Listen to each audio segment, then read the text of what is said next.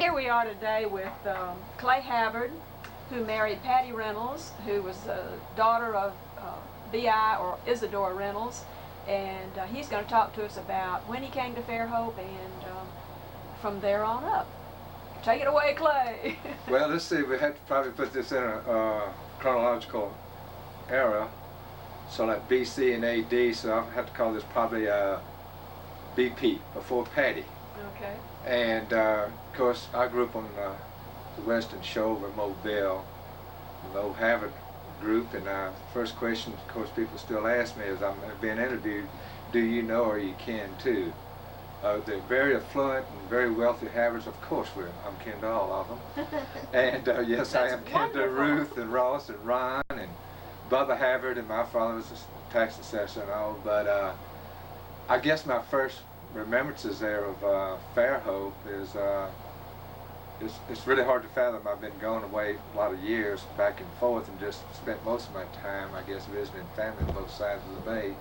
But what impressed me was so much about it is that we always thought it was very rural, and the little dirt streets and sandy streets, and when Patty and I first came back, such little streets as Pomelo and Kumquat over there, as I think I've been responsible, at least I've been accredited with putting the term of the fruits and nuts section down in Fairhope, and not meaning that we don't have a few different people, but I meant for the area of pecan and fig and laurel.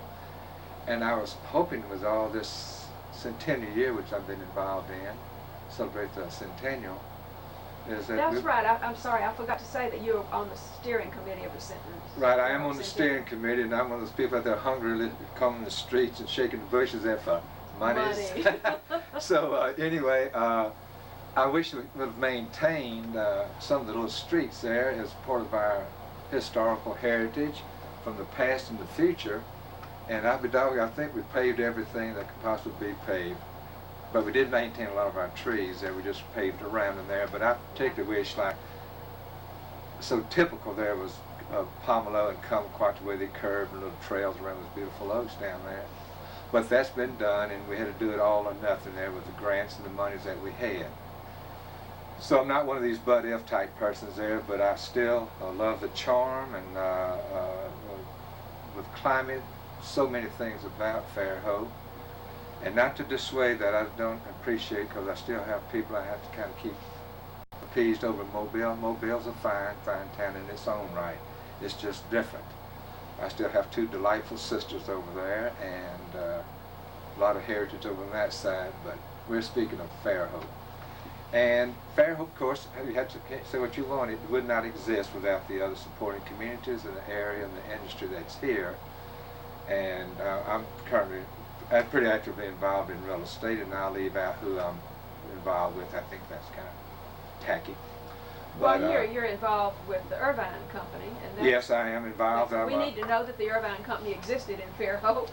Well, I'll tell you, well, that's true. There, it goes back there when it was, of course, Cal and Irvine in the area has been in type of business forever and ever. Growing up, and Cal and Irvine and James Jackson and Harris and Mr. Marks, his commercial business, that was one of those three. Was pretty kind of how he did, and that's long before the Cummins and all, but there's been a good name of the Cowans and the Irvine, and of course they married into each other's family there and became Cal and Irvine. In fact, some older buildings there downtown Mobile, ones that have been painted over, you'll see a couple of old signs. And when I decided to come back after having some medical setbacks and all, and bypass and became a diabetic, we owned some property down in Charleston, and visited down there and took a cottage there for the month of July for a number of years, and then my business took me there into Charleston quite often, and we sort of fell in love. It was very reminiscent of you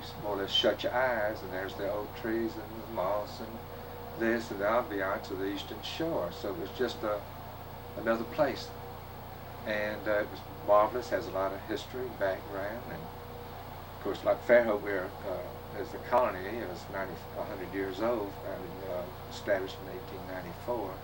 But there were people already here in the area, but it was more towards Robertsdale and Loxley, because that's where the railroad was.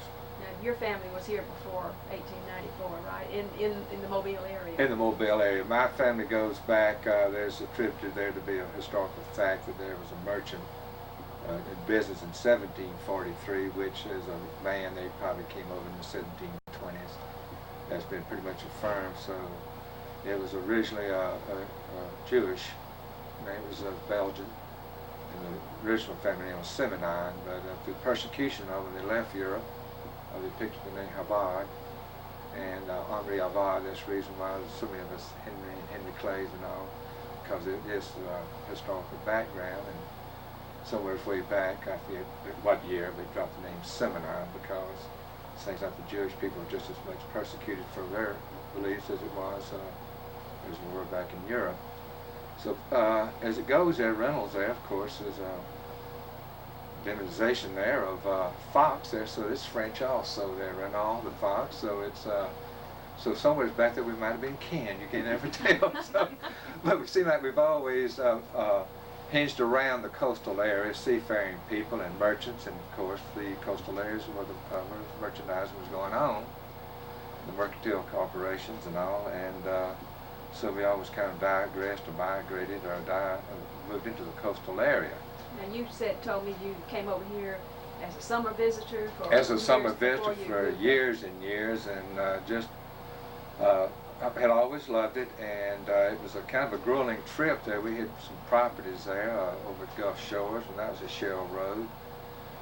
People can't believe, or we used to go down and fish and fight the blue-legged mosquitoes and everything else. But coming through Fairhope was always kind of a treat, sort of a treat. Daphne was not a treat as I got older and had my own license there, because you had to go 12 miles an hour and backwards. There was a notorious gentleman of the law. If you even looked like you had a mobile tag, he wanted to stop you for an investigation. But I married into the Reynolds family, who was well established here for a number of years. They were in the dairy business, and also down at Magnolia Springs. Patty's grandparents, Edna and right now her grandfather's name? Byron. Byron, right. Gosh, I should remember that, because that's Isadore's name, Byron. And by the way, my firstborn, Byron Clay Havard, is named after my daddy's older brother, and of course, B.I., Isadore. But they were both in business down there in Magnolia Springs, and which is, for y'all who are not familiar with Magnolia Springs, is just down the road 98 on down towards Foley. They was in the grocery business down there, found coming off the dairy farm, there had to be an easier way to do business. Except I don't think they politically or got along too well, because they each had stores across the street, across the highway from each other. But they did live together.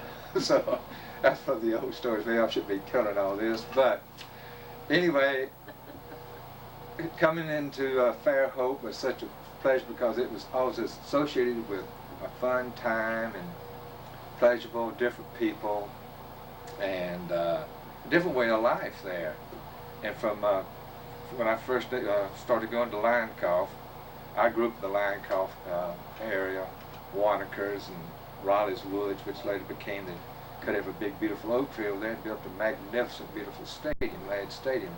But as a child I played many an hour and spent many an hour playing Tarzan, swinging from big oak trees, and just enjoying that wonderful wooded area, which later became a clamshell, barren area, and a rusting steel hulk. Of course, you got to have progress, I guess. But my late great father was one of the developers of that property across the road there. But growing up in that area, it was just a marvelous repast, and we come over to Fairhope and we had a little fish camp at the Gulf, and did some properties at Magnolia Spring. Where did you stay when you came to Fairhope? We used to have stayed there at the little log cabins there. Oh yeah, Nicholsville. Nicholsville, and those little cabins there, and having three older sisters there, they used to have house parties and all, and that was kind of a long trip, because if the causeway flooded back in those days, you had to go all the way through Grove Hill to get home or have a boat ride. That's right. And we had some little properties on down what they call Highway 1 now. We always call it Weeks Bay Road or something to that effect. I get different names it's been called. And a lot of the roads today there we refer to where Fred lives. Or as you remember, Dorita, she married so-and-so, she lives next door down that road. And being in real estate as I am, I know down that road and know a lot of people, so it doesn't bother me. But for newcomers coming into town there that, like, well, say for Twin Beach, for instance, there it becomes, you know, Point Clear Drive and Twin Beach when it goes through our neighborhood of our sweet minorities there, and then it becomes east of Reno Road, which for y'all, which is always confusing, is also bypass 98. It becomes County Road 44, 48, and so all of our roads right here have 3 or 4 different names, which gets pretty confusing for those not familiar with the area, particularly don't know the people, because we still relate even in real estate to this moment. Well, believe me, I'm confused over the numbers. I've been away for 20 years, and we always went by names of the roads, and now we go by numbers, and people throw out a number, and That's a good point, then. The reason why there, which is a lot of controversy, which will always be there, why making this hurricane evacuation right down through the middle of Fairhope's business, the new business area, not to take away from our town. We're not going to mess with that, I promise you. I'm going to lay down in the middle of the road and let the steamrollers go. I'll be with you. But the reason why it was that rather than 27, which is variously known as Malbus, and Silver Hill, and everything else, and County Road 27, and there stands the point is that it is a county road, does not have a federal designation. If we were going to have an evacuation route, or any kind of input, it had to be on a federally maintained road and where the monies are. And that's a simplified explanation of that. But for further detail, I would behoove all interested parties there to go to your city council meetings and your zoning and planning meetings. It's open to the public. Please show up. I get mighty lonesome there sometimes when I'm the only person there. And I have been to many when I'm the only person there. Not making any hero of myself, but don't talk about it later. Be there and make your voice heard. You're the only person there with certain beliefs, you're saying, rather. I'm the only person there, period, at times. Oh, you mean the only person not on the commission or not the on board? The commission, okay, on the council, okay. that was there. I looked around and said, well, where's all my... You talking about the county? No, this is a planning and zoning meetings there. And in Fairhope. In Fairhope, and a lot of this seems to be the thing I think that... a lot of people got discouraged. Well, don't stop going because you get discouraged there, you know. My gosh, you know. It's because you can be a voice, you can make. But back to Fairhope, we had bought some property down in Isle of Palms, and that's across the harbor there from Charleston proper. There's 2 Barry Islands there, Sullivan's Island and Isle of Palms. And like I was digressing a bit, it reminded us so much of the Eastern Shore and the people. They all talk pretty much alike. In fact, with my heavy southern coastal drawl, they just swore that I was from Charleston. And but I'm not, but the ambiance and all, and the pleasures, and the arts, the performing arts, and just the visual arts and all are so much alike there. We have here in Fairhope our arts and crafts show each spring, and which was, I think, in part brought about by a dear departed friend of ours, Babs Gooden. And I think even at one time, I think Isadore, my father might have courted her a little bit before Yeah. Ellie. And Ellie's by way of the Delta, Winona, Mississippi. And she came to live with her parents. This is hard times, and came to live with some of her parents, the relations over in Mobile.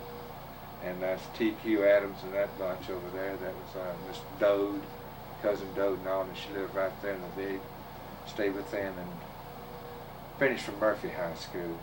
And then something came over here. Her parents, the Colemans, there came on in out of Winona. And I think their first house they bought might have been down on the bluffs at Knoll Park, and then ended up there on White Avenue, at the head of White Avenue, right by a little street that I can't hear. I'm in real estate, can't remember, a little dirt road. It was dirt. That's another they should have kept dirt. It runs into Fairhope United Methodist Church. But right there, their parents lived, and then numerous other places. But eventually they both died here. But then she met Isadore. I forget how that courtship went. It's sort of like spontaneous combustion or the immaculate conception, whatever it is. It just happened. I don't know how, because it's such different individuals.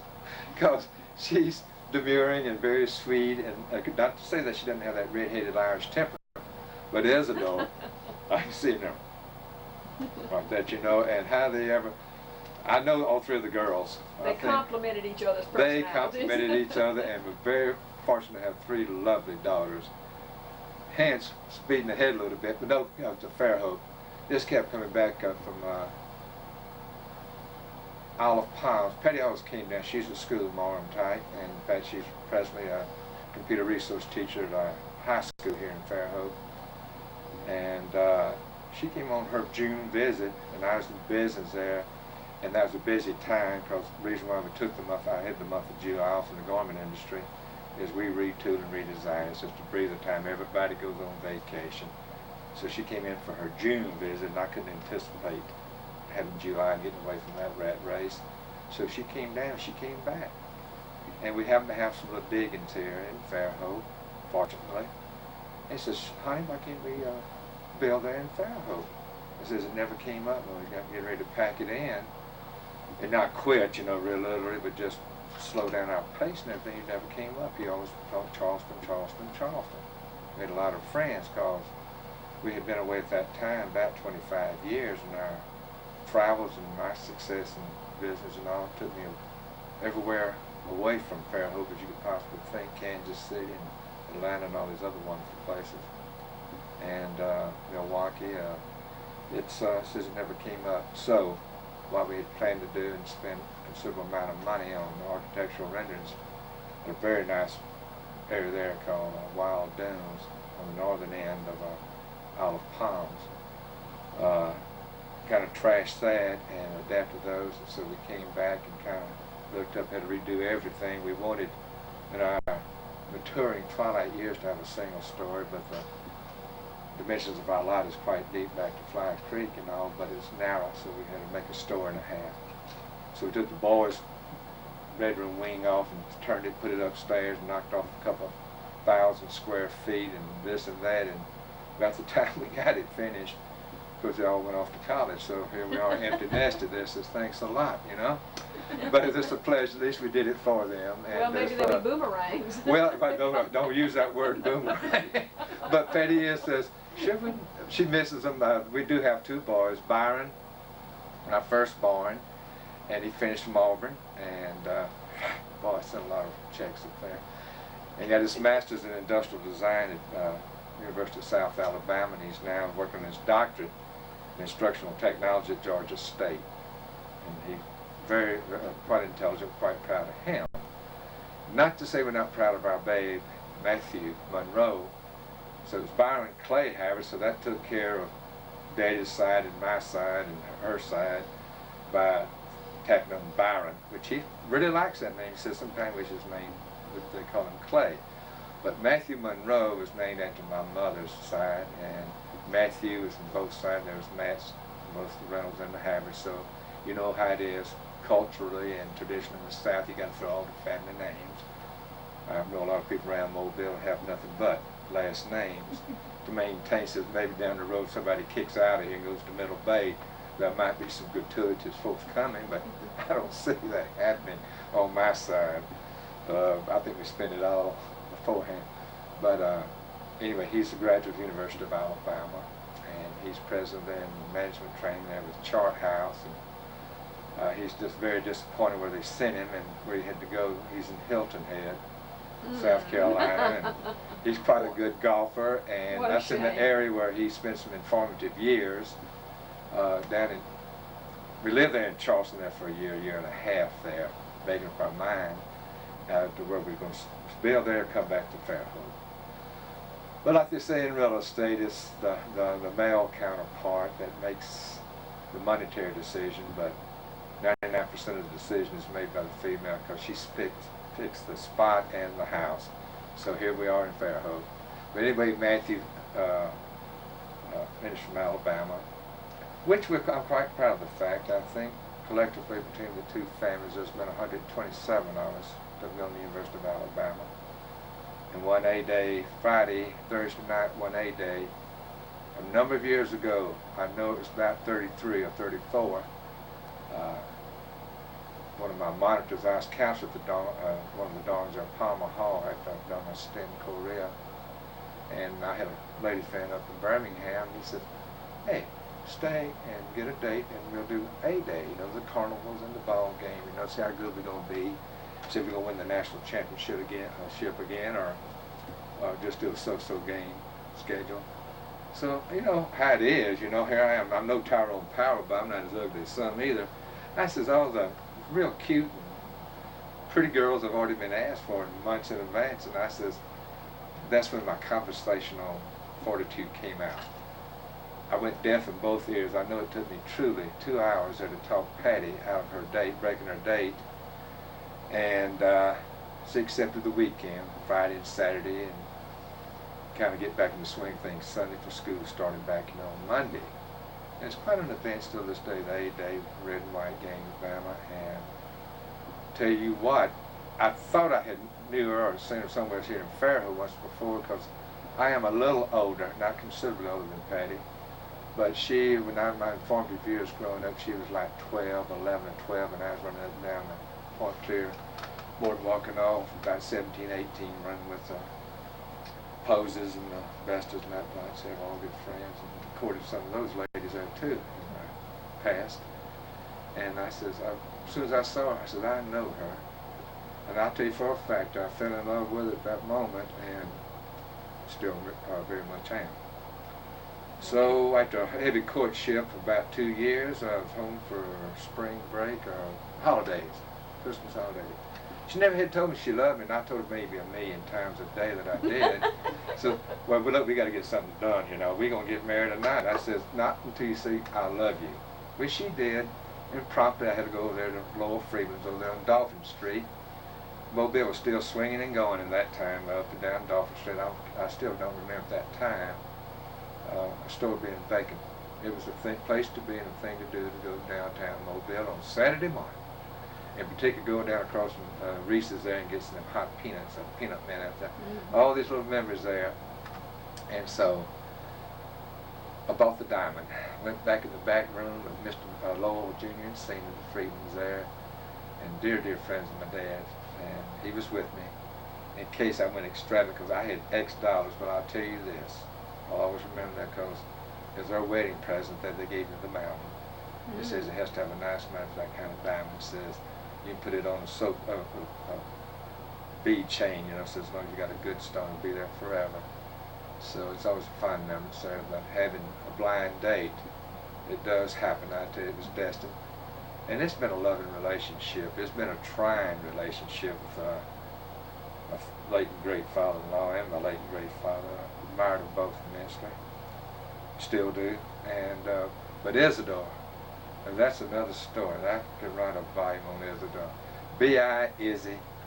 Ellie was my dear sweet mother-in-law. We call her Angel, or Angie, because Sarah, the babysitter, was always a little bit biggity, and she had that Irish temper, as I alluded to, and so anyway, she came home from college from Bama. All three of the girls had finished from university, and last summer I was right there in the immediate family.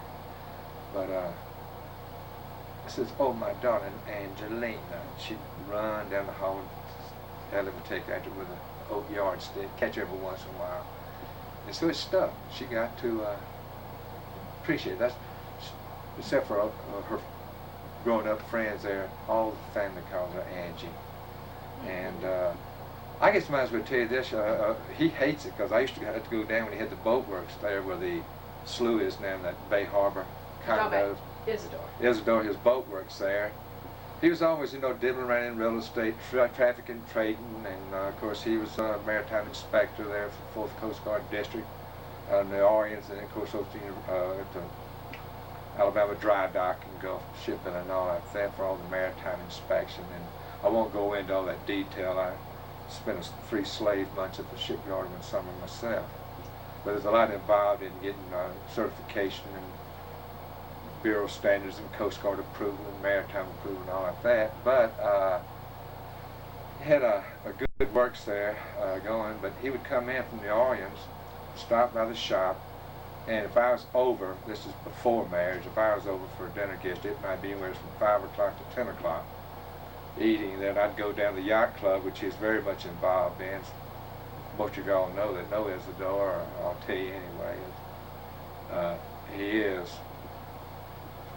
one of the, at least a good part of the guts of the Fairhope Yacht Club as it stands today. And I think he and Daddy both were charter members of the yacht club. that's right, absolutely was, and charter member of the Power Squad, in which I serve on the Board of Governors. I have of that, involved in a lot of things. Like I said, I can't say no, and one of these days I will. But I went in the yacht club and they're all around there croning around a little bit, and I just hollered out without thinking any further about it, "Hey, Poopsie!" Everybody looked around except Isadore. And somebody, I forget who it was, some of the big mouths, I don't know if Miss Gavin's seen it, whoever it was down there, Peanuts here to some of that bunch, Hody Bongham. Anyway, some of the old timers there all looked around except Isadore. And so he says, "Poopsie, I think that he's hollering at you." He came on out, and I went on back up the hill. So he came blowing in there. He says, "Don't you ever come to that yacht club or if my boat works there anywhere and call me Poopsie." What? Tell us the significance of Poopsie. I think that might have been just the girls acting silly. Got there. The girls nicknamed him that. Okay. Right. I think this was after I got in, was in the family, and they just hung it on in there. But I think it's cute. But till he passed on there, all the grandchildren, all of us there, and good friends, like old Cop and Wellington Johnson, Wendy Boy, and all the good old boys there, they call him Poopsie. Uh-huh. But in the military end of it, or you might say like in his business world, it was B.I. In certain groups we called him Isadore, and as I said, Ellie, I always called him Izzy. She's never called him anything but Izzy, for some reason. And it sort of shows that there's a mercantile type background, Isadore, and my background of Seminole, so we have that good merchandising blood in us there somewhere in the genes there. But I think Miss Edna often call him Isadore, and his sister's there, Margaret Ponder there, of course she goes by Peggy now, and has always called him Isadore. And I tease her to this day about, says, "Y'all are so much alike," says, "Tell me that you're not twins." And boy, that'll start her if she has that good temper. Now she is Isadore's oldest daughter, oldest sister. Oldest sister. Okay. Right, she's Margaret Ponder there, which was Margaret Reynolds, and I won't go into that deep detail there, but she goes by Peggy now. But the family always calls her Margaret. She answers to that, but it's Peggy now in profession. I think she was 40-some odd years over there at the Corps of Engineers. And once again, into the money's end of it. Fiscal officer, something over there, but she's another character. As long as she's alive, there'll always be Isadore. That's pretty much on that as far as, now the involvement of Fairhope, what really brought us back was, of course, family. I think the atmosphere, the climate, it may not show, I'm sure the visually wanted to listen to me ramble here, that doesn't show up, but I like the intellectual aspect of it. I love to read. With our 3 universities, having branch offices here, the Bay Area Institution of Higher Learning with University of South Alabama, our medical center, and Faulkner and Mobile College, Spring Hill College, the good Jesuits there. It's all afforded here. I think the interest we take in our demographics of our people here, I thought for a long time that it was a suburb of Chicago, because you go out some trash collection day, and I think everybody ascribed to the Chicago Tribune, and which my father-in-law loved to read the papers, even for the 3 weeks later, sometimes 3 years.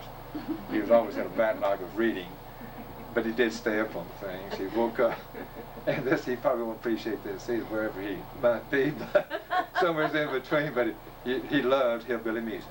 Oh. And gave him many cassettes and everything. As y'all probably, most of y'all do know that my father-in-law, 27 years, was paralyzed. Yes. Yeah. Right. I think was that the beauty of the area, of course, the people, the mix.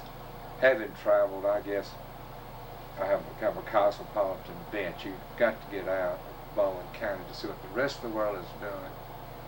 I often think, to appreciate it. To appreciate it really there, because just talking to my son Byron, I'm back in Atlanta there now, pursuing his doctorate And he says, I love the big city. He was born in Kansas City, Missouri, in St. Luke's Episcopal Hospital, and of course grew up as in Florida. We lived almost 18 years in Atlanta, and he's just big boy, big town oriented there, and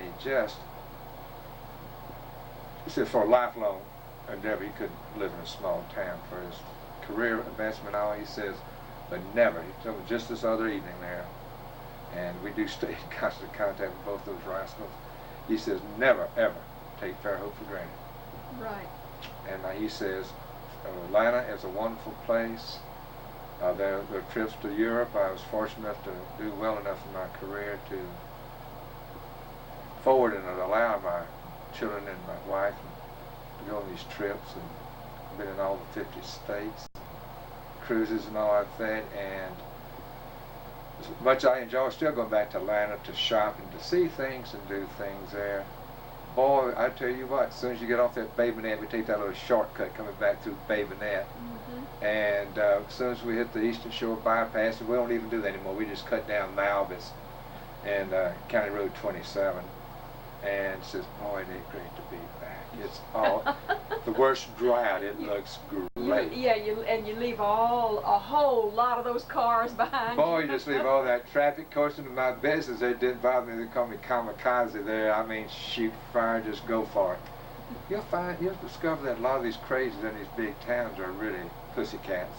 You intimidate them a little bit and they'll get out of your way, particularly if you've got an out-of-town license plate. So that's an idiot out there, you know, so give him a lot of room, and consequently they will.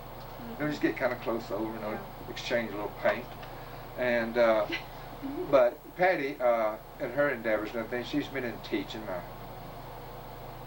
This is historical significant. Just this past August 4th, I get her birthday and our wedding anniversary sometime transposed, celebrated our 32nd anniversary.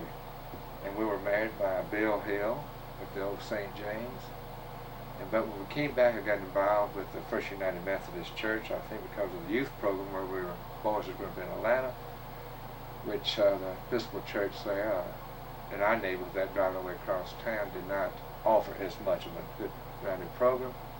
Came back, and first people to hit our doors there was the good Methodists, and of course Francis Wilson, dear Francis. And about 3 weeks later, as we've been in our third Sunday services there, they invited me in to serve on the administrative board. I think that was primarily because of the last two previous two churches I was involved with. They were having an organ building fund, and also needed new air conditioning. And the previous two churches I was involved with, St. Timothy, there in Stone Mountain, Georgia, and of course Isle of Palms United Methodist. We were successful in getting a new organ and new air conditioning. But right now, the First United Methodist has pretty good air conditioning and a good organ. So now I've gone down to St. Just recently recommitted myself to being an Episcopalian as I grew up to be, and I went to All Saints and we first got married over in Mobile. And I'm back there now, and guess what? We got a brand new church, but we do have an organ raising fund going on, so there's no difference. Same person up there, it's just some of the priorities are different. We don't need air conditioning, but we need an organ. So it's, with all that, it's the people, there's a few old grouches like myself. I'm getting to that age there now, and we're on the blessed event of having the same birthday as old Blue Eyes, Frank Sinatra, December the 12th, and he lies about how old he is, but I won't tell you how old I will be, but I was born in 1934, and supposed to have been born past Christmas. Well, now you're not allowed to have we'll call it a midlife crisis. I tell you what, I always travel so much, I don't remember having a birthday. You know, the 20th and the 30th and the 40th and the 50th, I was always on the road or something. And so this probably really will actually be the first, what you might say, hallmark birthday. My 60th coming up, that I'll actually be home, God willing, if I'm not gone somewhere. I don't know why I keep looking up there. They say I'm destined to be down there, But it's marvelous there. A lot of old friends each day. Each day I'm on the street and I am involved in a lot of little things. Maybe not as active as I should be, but I belong to the chamber. I serve on the Centennial Steering Committee. Would you talk about that just a minute? Tell me what you all are doing to raise money, kinds of activities you're... Really very little of what we've done that we had the money in hand to start with. Did you go to individuals in the town and ask We them? did not really. We went more to groups and all because we did have certain meetings and sort of commitment meetings there when we started this a couple of years ago, which all of a sudden it's been over 2 years, that we went to the civic groups, professional groups, businesses to get pledges and all that, and some of them were not forthcoming. But being who we are and where we were, we committed ourselves maybe to a point to go ahead with the pledge on the monies that have become a kind of little shortfall now. Certain well-known organizations that decided they didn't want to give us that pledge. So, but we've had all these things have been really free. We're funding some big part of it there. We've just hit the streets here this past week or so. The leather-bound editions then is our pictorial history, which is just absolutely, the sales have been just, I really had misgivings about touristers and even locals there springing for $30 for something that's on the coffee table. Now, I might add that the leather-bound copy costs more than that, right? It's $60 there. Okay. We had it earmarked for $100, but got to looking at it, and I'm a dog. It's a nice publication. Now, we didn't put that many into print, but the clad copy is just, the print's the same, you know, and it's just the bounding. I said, you know, that nice leather, they should have stamped on it real big somewhere, you know, genuine Moroccan leather and something. You know, you buy nice leather goods, you know, you just assume it's not cardboard, but it does make it look a lot more expensive. Like, bam, you know, leather. But, and spray it every once in a while. But it comes in a nice sleeve, and it's my company's committed to have one in each office, and I sold them on the program on that. But even there we had a little get together there, a company party on the battleship, and one of the prizes there, two of the prizes that you bid on with funny money was 2 volumes of this. Needless to say, those 2 volumes went for $43,000 funny money, $4,300 and $4,800. Because a lot of money there, depending how you did in the contest, $9,000 was a lot of funny money. So they really wanted it there. Everybody's passing around looking at it as we were there in the funny auction. What is fun? What, I don't understand. It was for listing in my business. I don't want to keep telling my company. I'm in real estate and I'm a broker. Serve on the board of directors of Baldwin County Board of Realtors. So that's another little plug, a little thing I get involved in. But it's we have a listing contest, and you got certain points for like it was a 7% or whatever. Oh, I see. And so for each renewal or what like that, you got X $100. So then everybody had some, even our salaried people. So you wouldn't just go there and just let everybody. And we had everything for such as that, to compasses and little entertainment packages and coolers and all. Everything was good and worthwhile. Like only about 2 of our agents have a tape measure, and it's very important and critical. You can't do real estate without a tape measure. So the one that they borrowed from me all the time, it might be borrowed from somebody else or this. So we had things like that, but it was fun. But I'm still unclear. Are you clear on this, Ruth? If you know what he's talking about? Well, I think essentially, go ahead and explain it a little I'm bit not more. sure what you're talking about. Funny money and the books. The books. I don't understand the that we're connection between using. the two. But the thing I was alluding to that we're just talking this morning here is to merchandise our books. They're selling at a rapid pace, but you know how like anything, like a new restaurant around town lasts about 3 months and it goes out of business. Everybody goes. So after they buy so many X, we have 20-some odd hundred out there, 2,200, 24 I think, counting the leather bounds. Is that like different companies and businesses that as a prize or something like that. Funny money's like monopoly money, and that's what it was. You know, I don't gamble or anything like that, but so for each little point that you did, you got maybe $500 for a 3-month listing. And so when we got over there to the battleship, we had, you know, hors d'oeuvres and visited and listened to a little music and everything. Then we had this auction with his play Oh, an money. auction. Okay. Right, Okay. it was auction with all these different things, and And the books went for right, quite a bit of money. quite a bit of money, went as much as a big expensive cooler full of all kind of refreshments of the liquid type. So it shows you the value. There was people there, but doing quite well. And but getting back to a little more Fairhope myself, my accomplishments is probably my greatest one there, I guess, was my 3 vain attempts to get a college degree, and then I went back and finished and graduated Dean's List. I had to make It the happens to all of us. A lot of in us. fact, when I came back to Dean made, I had to make the Dean's List to stay in school. I was a little bit down. It can be done, all you young people that might see this.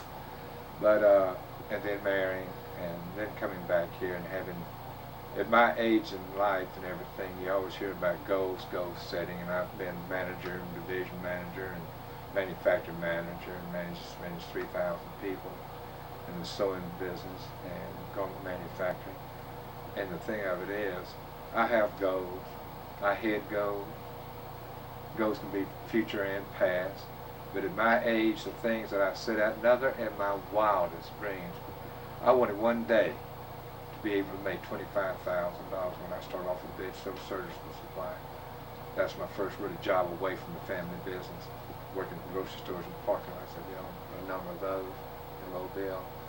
Most of that, and then a little goal.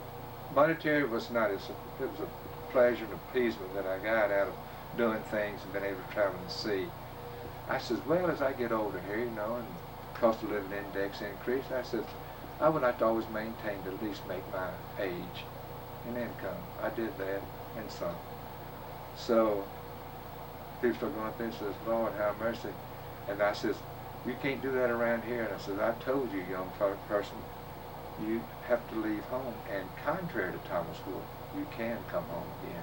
That's if you true. work hard. I found that out.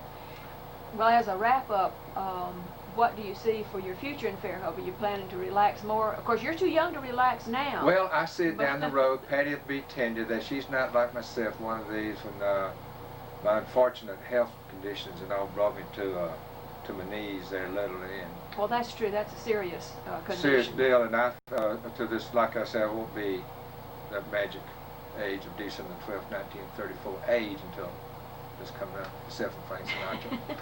But I'll stay active doing something there. Pick up, I see more, our obligations and everything are just about to a screech, I would say. I'd like to give more back to the community, more full time. I think this Lifelong Learning Institute and this, that they have both the shoulder here, that different ones have given her their time unselfishly.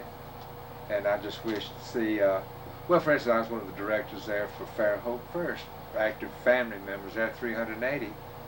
And I says, what can we do? They'd send their membership in, you know, and no, they don't. What can we do? Call in. All these people belong to this, belong to that, belong to this. And you ask for volunteers like my own industry's membership. They'll ask, oh, let's do this and do this, and here comes the day of reckoning. I think there's 400 now. You hear I'm on the director's board. Look at how many active Realtors we have in membership. And a good turnout might be 6.